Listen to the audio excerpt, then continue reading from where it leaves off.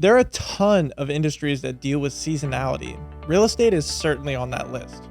We've all heard of the seasons of real estate, but what do these seasons mean for you as you're trying to buy or sell your house? In this video, we're going to explore each season and identify why they exist and what defines each one. As we transition into spring, the market starts to shift from a buyer's market to a seller's market.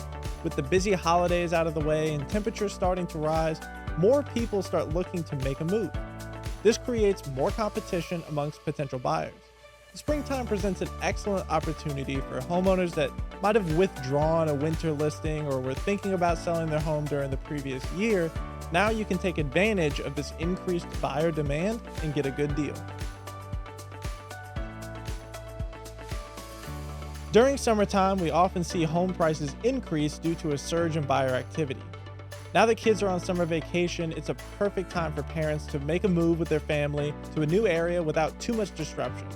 If you're looking to sell your home for top dollar, your best odds are in the summer. Just make sure you price the property and market it properly so that you can maximize your profits during the peak selling season. As we enter fall, interest rates tend to be at the lowest levels of the year, which makes it a great time for buyers who are looking for an affordable mortgage or loan option. Buyers will often find that sellers are more willing to negotiate on pricing to ensure that they sell before the end of the year. As a buyer, these types of motivated sellers allow you to have more negotiating power when it comes time to make your offer. Finally, we get to winter, which is typically considered to be a buyer's market.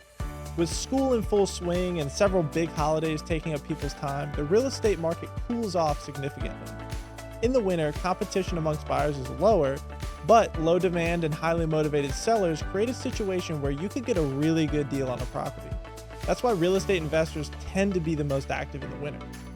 Real estate can be super unpredictable, so understanding each of the real estate seasons and how they impact the market will help you whether you're a seller or a buyer.